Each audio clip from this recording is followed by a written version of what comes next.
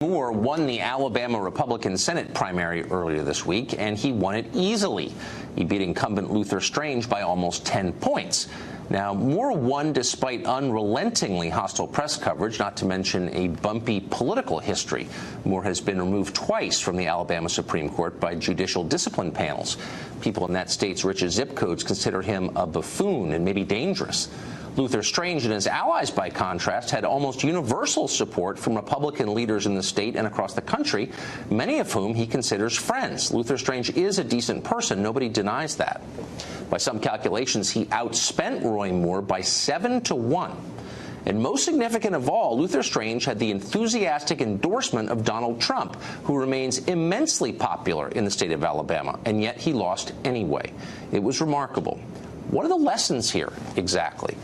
Well, first, it's getting harder to call the Trump phenomenon a cult of personality.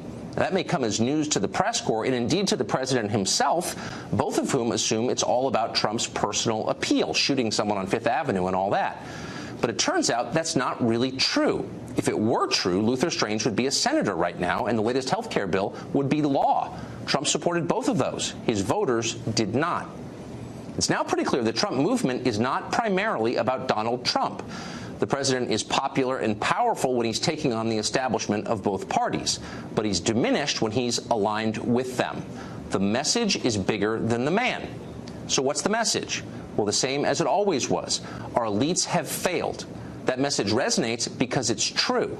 For decades, the country has watched as the leaders of both parties sell them out, putting the interests of multinational corporations, D.C. lobbyists, even foreign countries ahead of the concerns of Americans.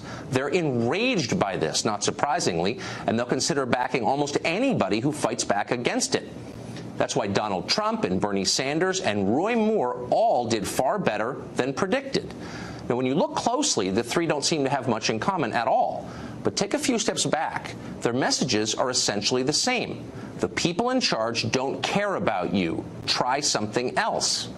It's all pretty obvious when you think about it, though for some reason virtually nobody in Washington ever seems to figure it out.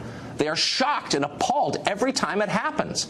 They wonder what's wrong with voters. They never seem to consider what's wrong with themselves.